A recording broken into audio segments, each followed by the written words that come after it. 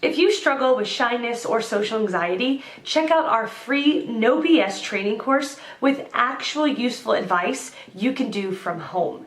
None of that just get out there nonsense. The link is in the description below. For now, let's get to today's question. The question, how does it feel when you have a social anxiety? Answer by Destiny Portillo. Speaking from personal experience, social anxiety is being too afraid to speak up or communicate with others, obviously. A cycle of doing and justifying, insecure thoughts transformed into physical pain, a flow of unwanted, negative thoughts, mental and physical exhaustion, isolation. You can get so worked up over something as small as going to Walmart. Your thoughts race. In 1 second you have already thought of all the possibilities that might occur with you and a stranger. Your mind is like pulling a tangled pair of headphones out of your pocket. You don't realize how much time was spent thinking about all the possibilities until you feel lightheaded and a slight pain in your chest. At this point, you think, well, this is surely a sign to not go. Essentially, reinforcing your negative way of thinking and behavior. Something as small as a phone call from a relative can make you anxious. Wild thoughts race through your mind and you wonder if something bad has happened. You try to recall when you two last spoke, what the conversation was about. Are they in trouble? Even with unknown numbers. Seeing a number you do not know will make you unsettled. Is it a wrong number? Is it a telemarketer? Why are they calling my phone number? You should see my caller block list. It's massive and continues to grow every single day, and every time I look at that block list I see my social anxiety manifested into something physical I can see, something I'm not very proud of. Social anxiety goes with you everywhere. Meeting partners, family or friends, you can bet there will be a flood of questions in your mind. Do I make eye contact? Do I shake their hand? What do I say? Am I breathing too hard? Maybe I'm in the way if I stand here. You were so busy thinking about all of this that when someone asked you how old you were, you couldn't give them a straight answer. It's like your mind moves from the CL outs down to earth like molasses. Because you couldn't give a straight answer, everyone laughs it off with a haha, well, what is age anyways?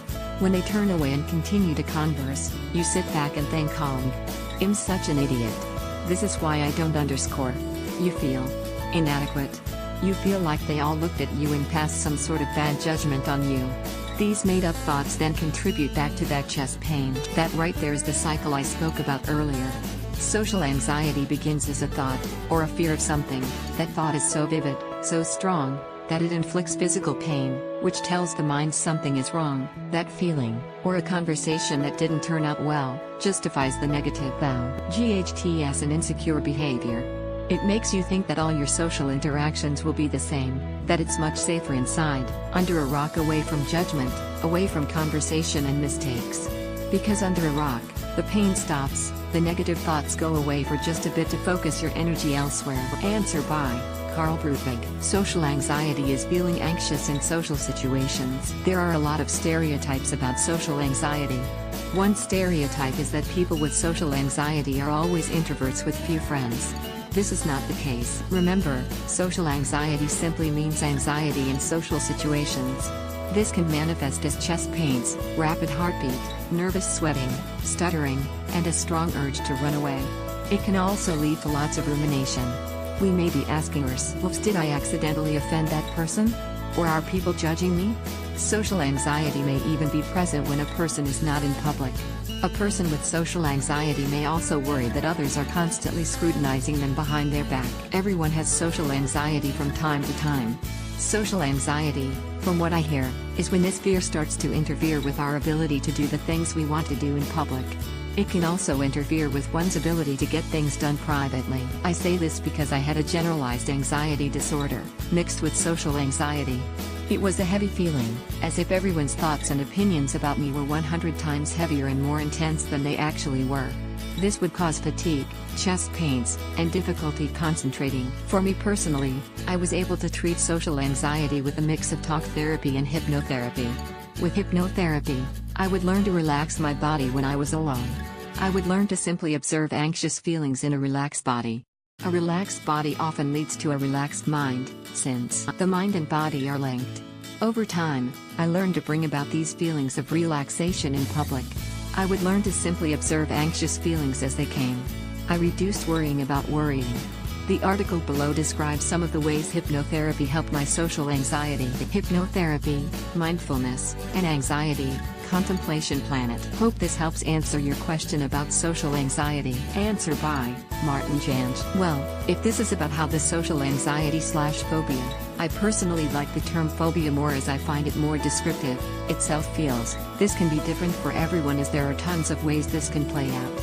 There are some very specific things some people start to fear, like waiting in line, answering unexpected questions or phone calls, making phone calls yourself, answering the door, asking someone for help or for informations, talking in front of people, being seen doing something specific, or being observed or even noticed in general. Nearly everything that has even a potential social component to it can be on this list, and it can be any possible combination of those things. And then there are of course those with the more generalized social phobia, like myself. Nearly all of those things can trigger the phobia. Now, how it actually feels to have an ongoing moment of anxiety, phobia attack, episode can differ, but it is generally simply fear. It is a phobia, a fear that developed to be triggered without adequate reason to be there.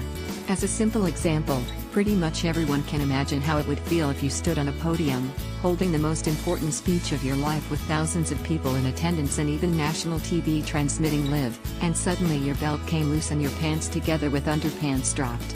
The moment you realize your pants are about to drop, the fear you feel then, just without the actual reason of imminent dropping pants, this is, generally speaking in a strong case, the fear of social anxiety, phobia. The fear takes control, it dictates what you think and even very often do in this moment as it is an always repeating pattern that is imprinted in your mind.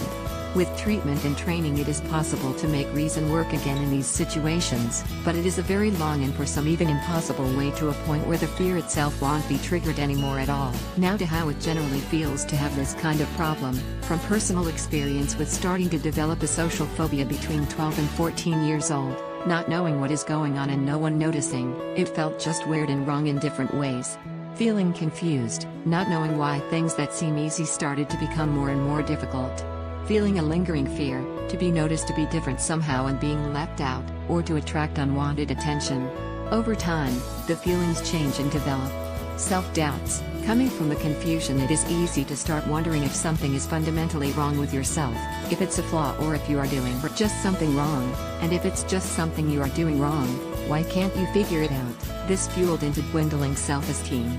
Not being able to figure out on my own what was going on made me insecure and not thinking very positive about myself anymore.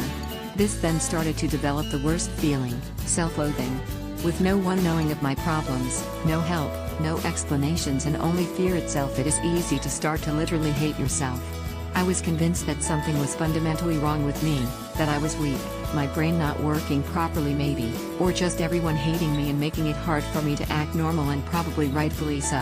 This lasted many years and only in the last few years I got treatment and help, and started to understand what was going on. It is a huge difference in how it feels if you know it versus if you don't know. It might be hard to imagine, but if you suffer from this problem and get no help, have no idea that something is actually wrong and could be different, you get used to how it is and accept it as your personal normal, no matter how horrible it feels. Not part of the question but helps to understand a bit how this all feels are the mechanisms that help develop such a phobia. Again, depending on what the phobia is based on, this can vary, so this will be just from personal experience. I know in general where my phobias come from. I won't go in detail on my own background and work with random examples. Imagine you have some kind of speech problem. It doesn't matter much what it is: stuttering, to speak with a lisp, a strong dialect from a different region than you are now, insecurity in language, second or third language maybe. This problem might not be the only thing going on in your life that gives you a hard time, but it's maybe the one that lasts the longest, is the most annoying or unnerving. Let's say as an adult, it hinders you in your workplace, your colleagues poke fun at you, your boss is seemingly annoyed.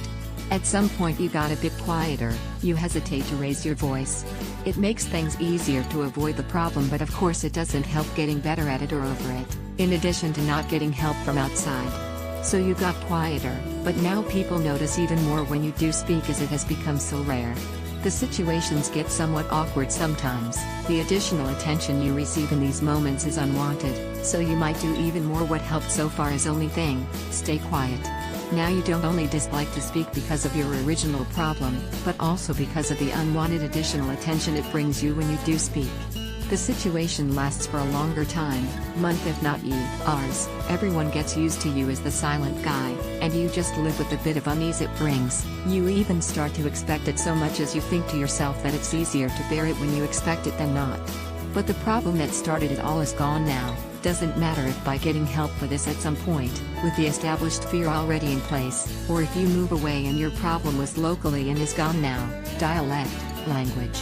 You got used to it and don't speak up much, and when you do, you are focused on the attention you receive. You don't like it, but there is no helping it. Now the original problem is gone and yet you fear speaking up, but now because you expect something negative and your perception shifted.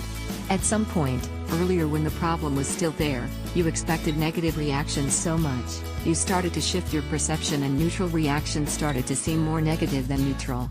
This lesson with your expectation of negatives, and the shifted perception confirming your expectation, this feeling stays.